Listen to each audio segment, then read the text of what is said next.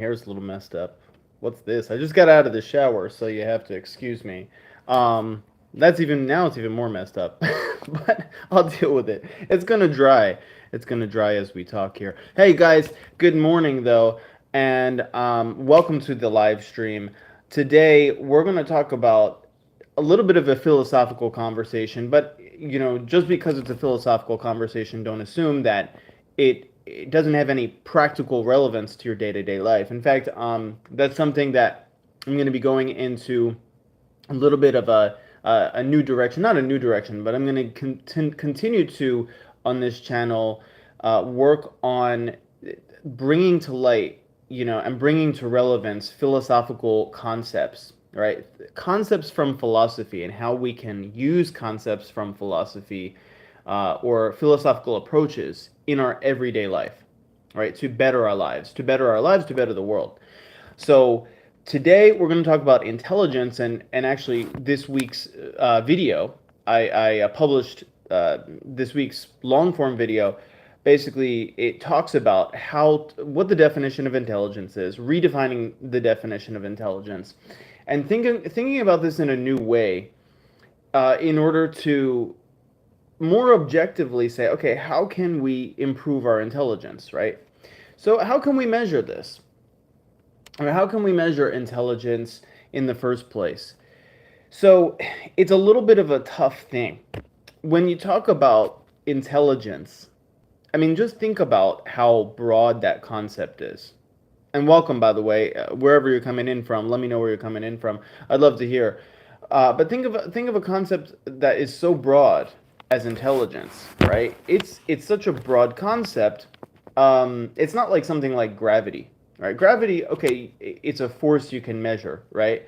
How can you measure it? How can you model it? Gravity is something that you can model in a actually a pretty straightforward way, at least on a macro level, right? On a microscopic level.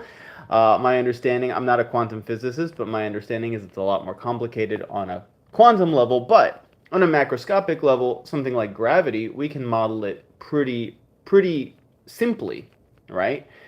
Um, you know, mg, right? Or just with I forget the exact equation, but the equation with gravitational force as it relates to distance between two bodies, right? For instance, I can't rattle off the formula off the top of my mind, but basically we have formulas for this. We have functions. We have things that then can predict the outcome. When it comes to something like intelligence, think about this though. Why is it so hard? Well, why is it so hard to define in the first place? Um, well, let's go to cognitive science for a moment. Now, you might think, well, these social concepts like democracy, capitalism, whatever, all of these concepts, they're all hard to define. They're all basically subjective. They're all basically almost impossible to define. So when it comes to social concepts, people in the social sciences have different approaches for defining this. But I want to talk about, for instance, cognitive science. How does cognitive science do it? Because sometimes people don't buy it when I talk about social sciences. So let's talk about, and some of them are maybe not sciences, but economics, for instance, is not really a science, but um, behavioral science, you might be able to say, yeah, it's more of a science, more broadly. But anyway, if you talk about cognitive science, which most definitely is a science, you're studying the brain. Okay, you're studying the brain in many cases directly. You're studying brain activation states with respect to behavioral outcomes. So if we look at mice, for instance, even studies on mice, and they have pretty simple brains, relatively speaking, if we compare them to other animals. Even studying mice, we have to do in studies what's called dimensional reduction. What's dimensional reduction? Well, it's impossible, not impossible even, maybe it's possible, but it's many times too costly, it's impractical, or whatever to model how every neuron in the mouse's brain is firing at any given time during a behavior. So because we can't really, it's not an easy thing to measure. It would be prohibitively costly to measure and almost like unwieldy to figure out and model in such a complex way. We do what's called dimensional reduction. So we take that very complex phenomenon, like a mouse's brain, all the neurons in the mouse's brain firing and doing different things, inhibiting a behavior, promoting a behavior, etc. And we reduce all of that activity to maybe 2, 3 variables, right? That's what dimensional reduction is. But do you notice what we did here which is actually a problem, right? Which is the problem with intelligence in particular. It's not so much a problem is that as much as it is an observation that what did we do? We added in a model because we couldn't directly observe reality, or because we couldn't directly model all the neurons firing at once in the mouse's brain. We had to kind of create a model that makes predictions, but it's not, maybe the most adequate. It's not entirely 100% adequate. It's actually far from adequate. But it's adequate at least for our purposes, which is predicting at some level the mouse's behavior. So how does this all relate to intelligence? Well, intelligence is the same way.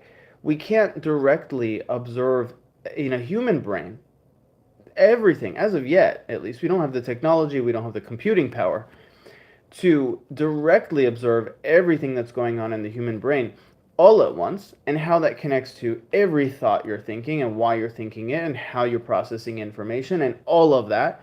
So what we need to do, and what we do in behavioral sciences to define intelligence, is we do a form of reduction, like we do with the mouse's behavior. We take some variables, right? We take some basic patterns and we kind of reduce them to something that we can use to make predictions. So understand that it's like the more complex the system is, the more complex the concept is, like intelligence, the further, in some sense, in some very real sense, we get from observing the reality of the situation. All right? So, and so that, what impact does this all have? Well, yes, we can make some predictions with intelligence, but do you see how at every stage the the researcher needs to make some specific decisions? The researcher needs to make some specific decisions as to what am I going to include? What is a good way to define this variable? What variables should I include in the prediction? Uh, what should I try to predict? What outcomes should I try to predict in the first place? So these are all what are called normative decisions. These are all value-based decisions. And so, for instance, we end up with, in intelligence, in the definition of intelligence, in behavioral science, we end up with things like crystallized intelligence. Crystallized intelligence is, you know, uh, the accumulation essentially of facts, skills, vocabulary, and this is measured often by different tests or quizzes. So it has its own scoring system. Crystallized intelligence has its own scoring system. We go over to, for instance, fluid intelligence. This has to do with reasoning, pattern recognition, problem solving. But importantly, it's actually different. It's different and distinct from what we might call critical thinking, by the way. It's a little different. All right. Hey, good morning. Is a thing. Is a thing a thing? Yes. Awesome. Um, so I think brushing your teeth is a good thing. So, but feel free to tell me why. So, okay. So fluid intelligence is, yeah, it's about pattern recognition. It involves reasoning, problem solving, all of that. All right. So it's a little different from critical thinking, but But do you understand why? Uh, oh yeah, and even like IQ, intelligence quotient, right? That has its own test. We have even things like emotional intelligence. Hey, Herman, welcome, welcome. Greetings. Uh, Nice to see you from Austria. So we have all these definitions of intelligence: crystallized intelligence, fluid intelligence. We have memory and processing speed. We have even executive function, what's called executive function. Hey, Genius 1000, welcome. We have all of these definitions of intelligence: crystallized intelligence, fluid intelligence. We have all of these um, types of intelligence, so to speak, or aspects of intelligence, and we have all these different scoring systems for intelligence. All right? So the question is, which one is most valuable, right? Which one is most important? Which one should we use to predict outcomes? And which outcomes are important? I mean, well, you'd say, okay, from a researcher's perspective, you'd say, well, those are not relevant questions. Those are value-based questions. You know, if you're a scientist, I just make descriptive inquiries, what are called descriptive inquiries. I engage in descriptive inquiries, which are only, they're value free, like if you're a physicist, they're value-free inquiries, right? If you're a physicist, you know, the study of gravity and outcomes based on, you know, the attraction between two or more gravitational forces has nothing to do with what's most important, or what we should predict and all of that, right?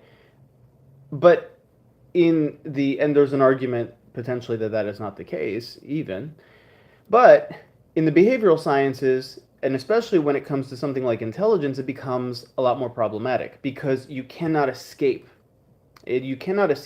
imbuing your value. The researcher cannot escape imbuing their own value system and their own value judgments into the definition, into the measurement, in what they choose to measure, and what variables they choose to measure. And so what we here would be my caution. What we choose to label intelligence, you know, it's a very socially laden word. I think if we wanted to be more objective about how we label it in social science, you might just want to say crystallized mental behavior, fluid mental behavior. I know it seems like a very nitpicky thing to do, but when we call it intelligence, it also has, and I've talked about this in other videos, intelligence and all of these, you know, things like capitalism, democracy. All these words have connotations. In You know, in addition to the denotations, the literal meanings they have connotations. So it's from my perspective, what I would like to see in behavioral science, and when we talk about intelligence, is understanding intelligence. This is a discussion. This word has a lot of value judgment imbued in it. I would prefer to use a word like crystallized mental activity instead of crystallized intelligence, right? Fluid mental activity. Uh, you know, so even in what we call rational choice theory, all right? Maybe some of you will disagree with me on this. I actually wrote in my book about this in value theory. I'm a value theorist, if nobody, you guys don't know. Value theory is the study of how people value what they value and how that drives their behavior, and also the philosophy of values ontological status, you know, whether it exists or not, is a real thing and is measurable, and all of those questions. So anyway, um, I even wrote in my book, um, which is a value theory in itself. It's value, like whatever, 300 plus page, whatever, value theory. Um, I even wrote in there, kind of critiquing rational choice theory, that rational choice theory is very useful. For instance, rational choice theory can, you know, meaning, you know, if you've ever heard of the tit for tat scenario, right, which is um, it's game theory. Anyway, if you've ever heard of game theory, game theory is part of rational choice theory. Okay, so rational choice theory and decision theory, it has this idea of a rational agent, and it defines rationality in a certain way, in a certain self-interested way. And I'm not the only one to critique this, but again, rational has this connotation. To me, I believe the idea of rationality is more of a value discussion, not so much of an objective scientific discussion. So, in rational choice theory, even that word is problematic. We should say, well, it's a rational choice. You might say it's a self-interest, self-interested logical choice theory. That would be a better labeling for it. So, why am I nitpicking this? Because when we talk about intelligence, when we talk about rationality, well, rationality is something different. But when we talk about intelligence, it has very real world consequences.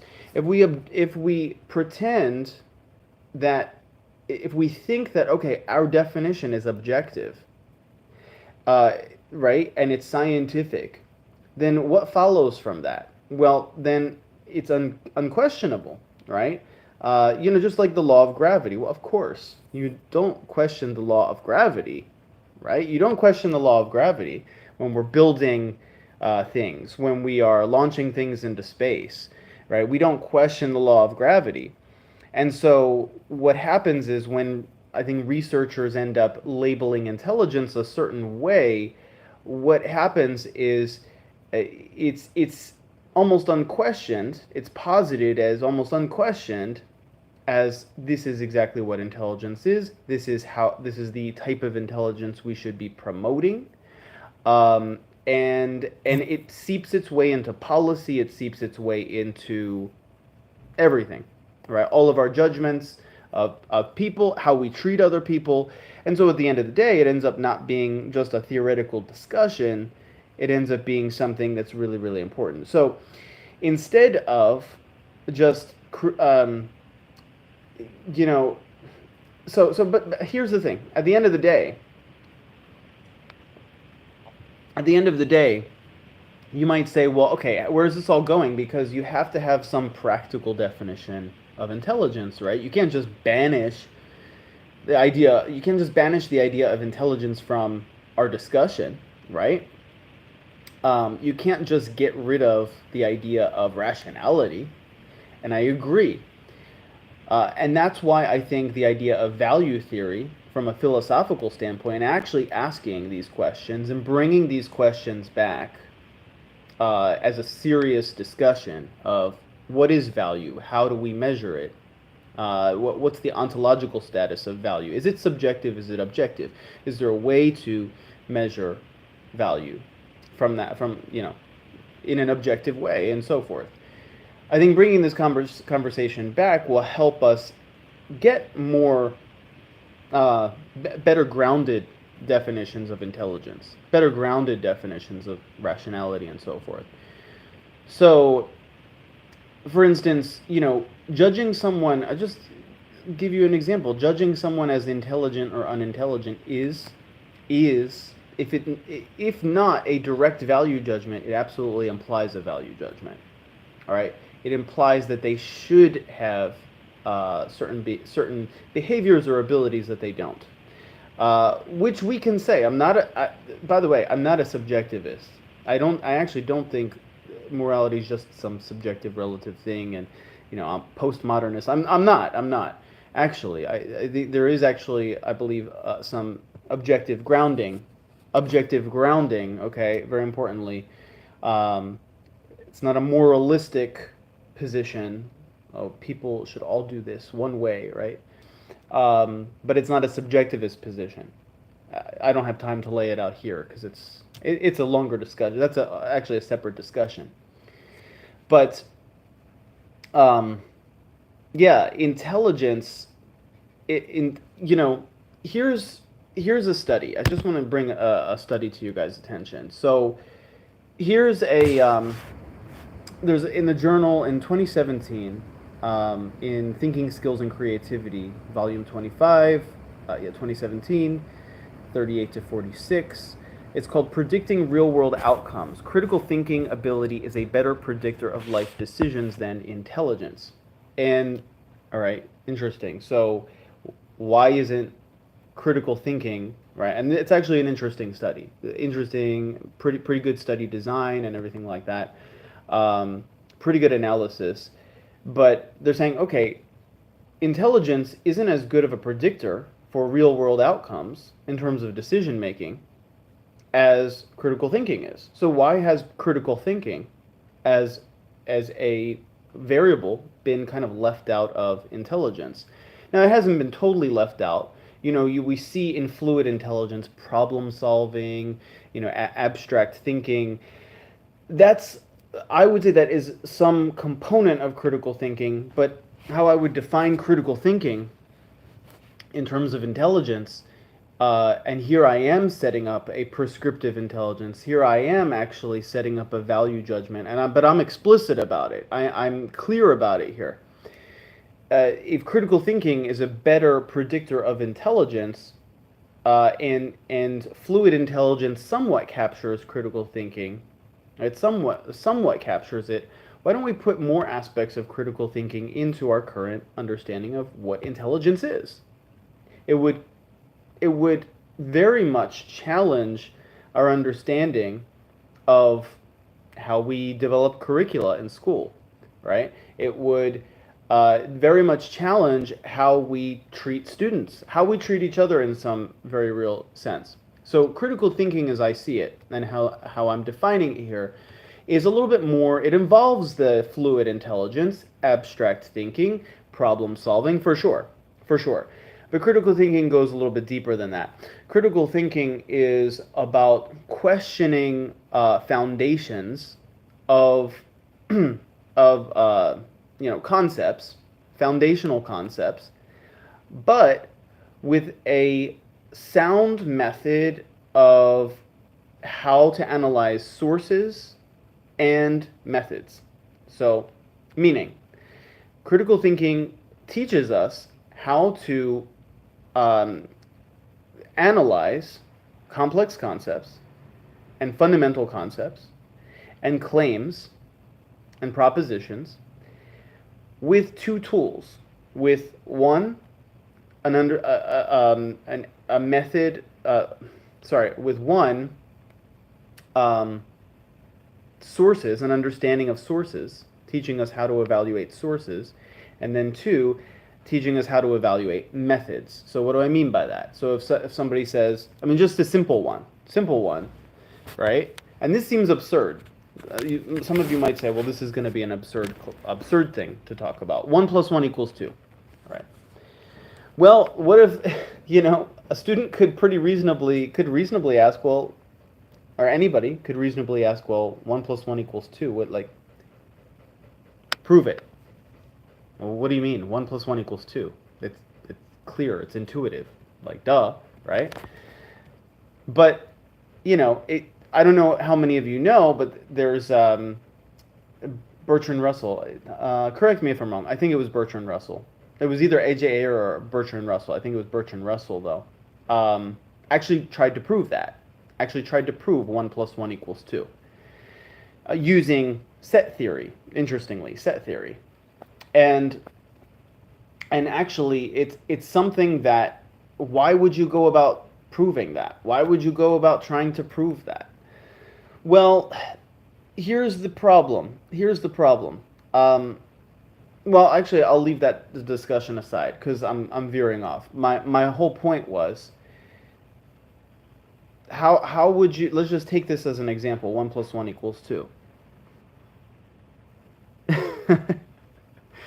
Yes, Herman. Yeah, good. So, yes. I guess you have some background, but the thing is that I think Bertrand Russell used a little bit of set theory. It's been a while since I've taken a look at his proof, but it's like pages long. It's pages and pages to prove 1 + 1 = 2. So, but why would what's the critical thinking process? I'm just using this as an example of critical thinking. So it's perfectly reasonable for someone to ask, well, why does 1 + 1 = 2? Why does 1 + 1 = 2? Well, okay, what is our how do we use critical thinking here? So question the sources and question the method. So what is the method? Let's talk about the method. So what is the method, right? So you ask, what is the method? What was the method that we used to come up with this, right? For instance, what do you mean by one, right? In some sense, you actually have to define one, right? What do you mean by plus? What do you mean by equals? And this stuff sounds so grotesquely nitpicky, I understand. But actually, understanding things like plus, things like equal sign, not only have they been studied, okay, they have been studied by mathematicians and philosophers, people have looked into this, right? But, and continue to debate, for instance, what does equal mean? But you might say it's pointless, but understanding these things actually can reveal a lot about the structure of the human mind, the structure of the brain, maybe some more fundamental truths about reality. Don't just dismiss it because it's something that is, oh, 1 plus 1 equals 2. Why would I question it, right? And it's not about questioning it. It's about learning to just understand, okay, how do I dig into this from a deeper standpoint? Actually, Big Think had an article on this recently that critical thinking as a sign of intelligence, the deeper thinking, deeper level thinking, questioning these methods, understanding, being able to observe it yourself, and so forth. Sources, the idea of questioning sources here doesn't so much apply to 1 plus 1 equals 2 because it's a mathematical proposition. Sources, I mean, sources, let's talk about one example where sources apply. So let's say somebody tells you, well, the world is flat. All right, the earth is flat. Some people believe this now, right?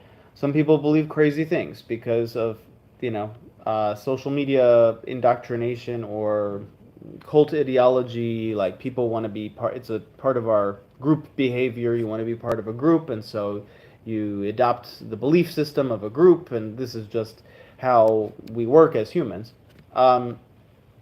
So, okay, let's say the world is flat. All right, so then we would ask, and we could ask this of any claim. Let's say the claim the earth is round, right? It's perfectly reasonable for a young person, especially a young person, let's say, to ask for proof for that, right? Okay, teacher, I want to know, why is the earth round? Like, how do we know that? Yes, I know we've taken photos and stuff like that, but what are some other, so you can give them a lot of evidence for that. What are the sources? I think a good teacher reasonably would say, hey, here are some sources you could check out. If you're talking about, oh, how do we know atoms exist? Well, now we actually can directly observe them with certain in certain ways. But beyond that, let's say before we could, what are the sources? You could give them Dalton's experiments. You could go back to Dalton's experiments. Hey, here were Dalton's experiments. So these are examples of how, I think a lot of us, we go through life thinking we're really intelligent, kind of taking us full circle here. We think we're really intelligent because we can effectively memorize facts. We can accumulate knowledge, right?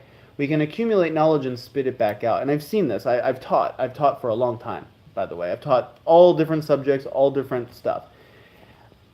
I don't really consider it intelligent if a student can get A+ on a math exam.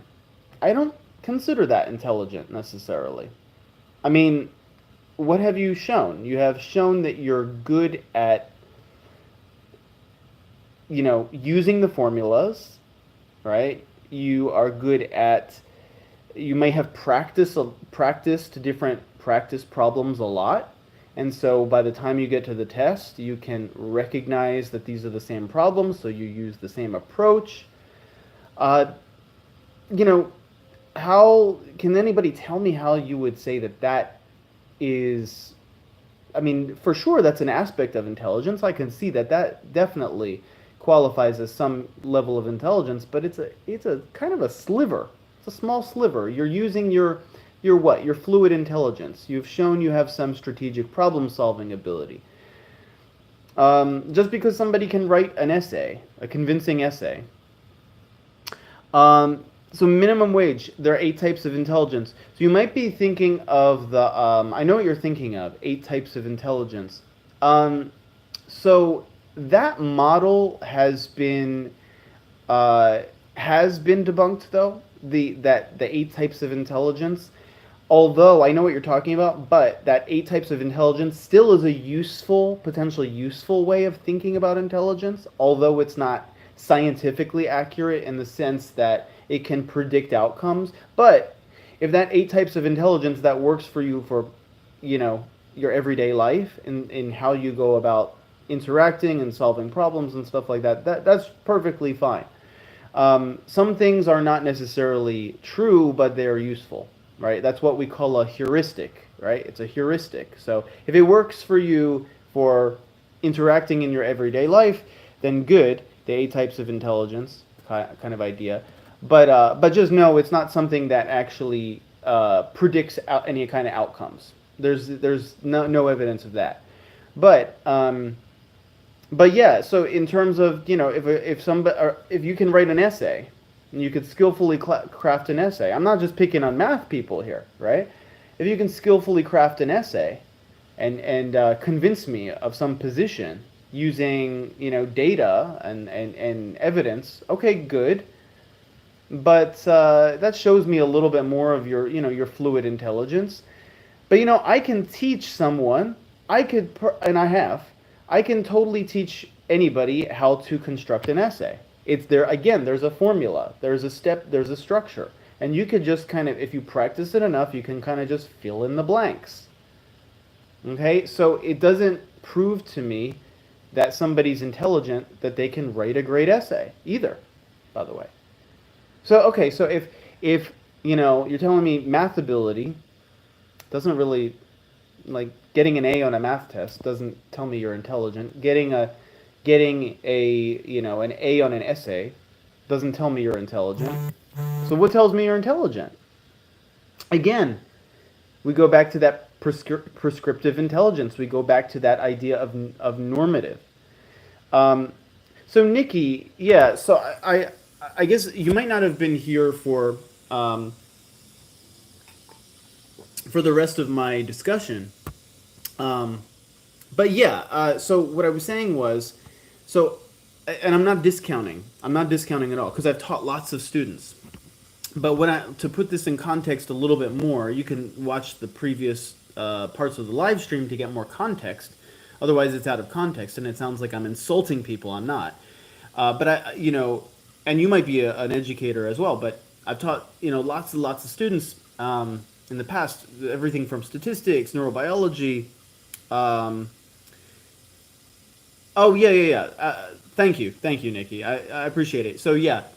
Um, I've taught essay writing. I've taught languages, whatever. I've taught neuroscience. I've taught a lot of stuff. What I notice a lot is that there are lots of students who will get to the top, right, of the class or do really well in the class, and what they do really well is they're good strategic thinkers. They can practice a lot of problems very well, or they can know how to use formulas very well. They can know how to construct an essay very well because they followed the essay structure that you're supposed to follow, right, to write a good essay, and that's all measurable, right? But what I see so many times, those kinds of students lack, or just people in general are lacking, is those people are hailed as intelligent, yet if you ask them a really deep question, how would you know this or that? What assumptions are you making in this case or that case? You know, Critical thinking, exactly. All right, critical thinking. So I would like to see. I'm not saying those things are not aspects of intelligence. Oh, they absolutely are. They absolutely are aspects of intelligence. It's that we hail that as the be all and end all of intelligence when what we need to be doing is and by hailing that as the be all and end all of intelligence is we're actually kind of congratulating people and hailing people for I hate to use this word, but it's kind of true, for just being indoctrinated. and I don't see that as, oh, educators are indoctrinating. No, but the way learning happens many times is just a form of indoctrination. I mean, if you can, in the sense that there's just no assumption is questioned, uh, and so that's why I like teachers who don't do that. They turn the class into a kind of debate sometimes. So I've taught, for instance, I've seen history taught as, okay, in this date this happened, in on this date this happened, this happened, this happened. Okay, memorize it, write an essay on it. Why was the Reformation influential on European history? Blah blah blah. All right. Um, yeah, right. So yeah, for sure, minimum wage. I agree. So, um, how would a great class be structured to embrace critical thinking? Debate style. Okay, hey, here's the Reformation, or here's here's World War I and what led up to World War I. Let's take a look at all the things that were going on. What do you guys think? What led to World War I? Right? What and you can even use this in math class. I mean, people say you can't use this in math. Yeah, Nikki, creativity is intelligence. If you can think inside and outside the box, and also think of that box that could possibly be behind the wall. Yes, but you can use critical thinking in math even to help everyone succeed. And I use this very simple example a lot, but it's true. Because people think, well, that's impractical in math class. Oh, questioning all the assumptions. No, but if you use questioning assumptions, you can help people learn better.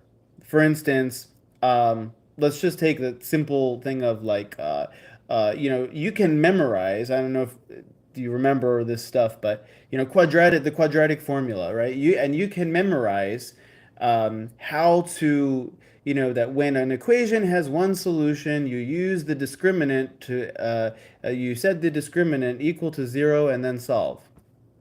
All right, of course, anybody can learn that, and you can totally memorize that and then spit that back out on a test. But do you really know what you're talking about? Do you really know what that means? Well, if you teach math or you learn math, for instance, or learn anything, but learn math in a critical thinking way, well, what that would look like is, well, why do we use the discriminant? Why do we use the discriminant when there's one solution? When the equation has one solution, why do we use the discriminant and set that equal to zero? Uh, the answer is like, well, we just do. I mean, that's what you do, right? Well, how would you tear that apart? How would you dissect that with a critical thinking approach? Well, this is the reason. Take a look at the quadratic formula. Take a look at the part that's in the radical, right? If you plug in different values, what do you get in the radical? You get a non-real imaginary number if you plug in this. If you plug in zero, right? What do you get? Right? And you can show them, and that critical thinking approach actually leads to a deeper understanding, right? And that is what I would say intelligence is. That's what intelligence is. Um, Minimum wage, you're saying students have a tendency to, I'm not sure what you're saying here, equal themselves. They worth consider by their grades. What do you think about students who are better in harder tasks than them, easier by the not sure what you're asking minimum wage. I can't tell. Um, but feel free to rephrase the question. So Nikki, I didn't do too well because I would ask a question like, how do I know when to use a specific formula for a problem? And they would get annoyed I'm asking a question even though it was the first and only question. Right. I know. And you know, it's hard. How do you get that back into, or how do you get that into the education system? I think we still have an education system that is, at least in the United States, I think maybe some other ones are different, but by and large, we still have like the Prussian education system, right? Um, and I think this model leaves a lot of kids behind and a lot of people behind, and then a lot of people end up thinking, oh, I'm not intelligent, right? Because why? Because okay, just because I'm not as good at that that tiny aspect of fluid intelligence with respect to formulas and applying things. Actually, there's some interesting research that people who there's actually some interesting research. People who are very intelligent often uh, do worse on multiple choice tests because thank you for subscribing. Yes, if Jesus wasn't by my side, I would have been left behind. Yeah, thank you so much, Nikki. Appreciate that. Look forward to having you see a lot more of my content. Look forward to having you as part of this community. Welcome, welcome, welcome you with open arms. So, yeah, a lot of people get left behind and think they're not intelligent because there's this one thing that we're looking for in the schooling system. One thing. And this one thing, if you don't check these specific boxes, well then you can't get a job and you can't be, the top of society or whatever it is. And so we have these problems. We have these problems with our education system, but it all goes back to this idea of what our ideas of intelligence are. So, um, minimum wage. Some of them are better in harder mate task than easier for in the bit. Oh, no worries, no worries. Minimum wage. Don't worry. English is not your first language. It's totally fine. I applaud you for even just trying to, do your best with English in the chat. So, I applaud you, and it's awesome, to even learn a second language, third language, fourth language. I'm sure you even know more languages if you're in Croatia, because I think you guys tend to know more languages. But yeah, math, for instance. Um, so Nikki, yeah, multiple IQ tests, and all of them have said 131. Yeah, good. I mean, that's a really high IQ. Um, so yeah, I mean, it's sometimes they do worse. On sometimes people who are smarter do worse on multiple choice tests. Um, because, for example, even just a simple one, because you'll overanalyze. Here's the reason you'll overanalyze. Um, Let me give you an example. It's actually a funny example. What's the probability of if you have a bag of 10 green marbles and you have one yellow marble, what's the probability of picking the yellow marble? Well, the answer, what? 10%, right? 10% probability. We think. And why do I say we think? Because if you're truly really analytical, you'd say, well, the answer to the question is, well, which model of probability are you using, right? Are you using classical probability, subjective probability? Are you using frequentist probability? Like which one are you using, right? Yeah, so Nikki, it really depends. It depends on what model you're using. So the classical answer would be yeah, point one, right? 10%.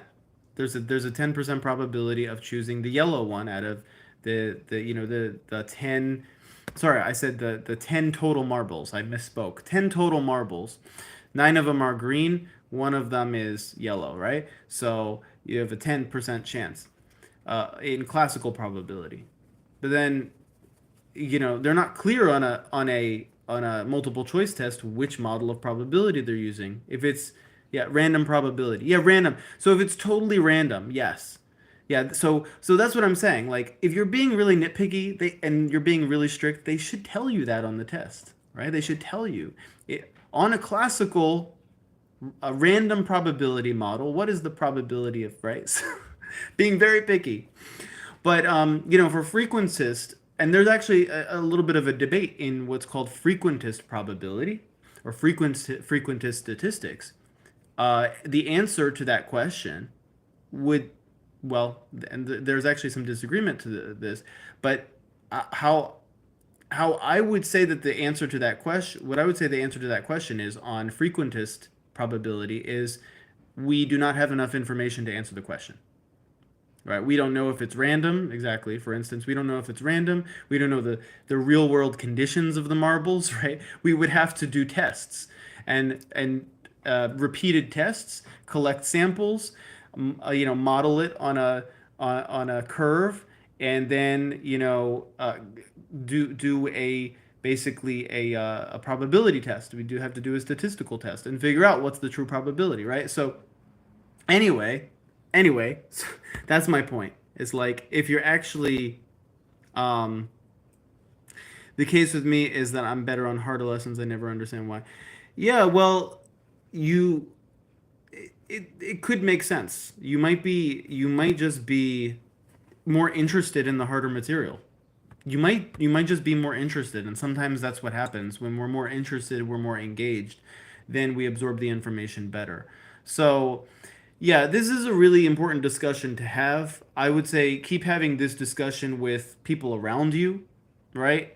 And it's important to have. It's important to have. It's important to acknowledge and try to acknowledge our own assumptions. Try to acknowledge your own assumptions when it causes when it comes to intelligence. Yeah.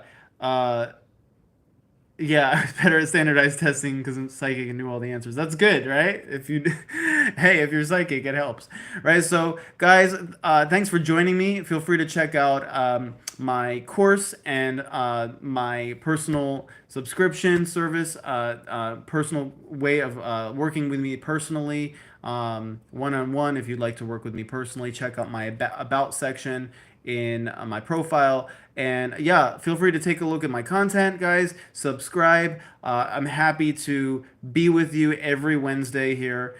And yeah, so love having conversations, love having you be part of the community. And thank you so much, Nikki. Thank you, everybody. Have an awesome rest of your day.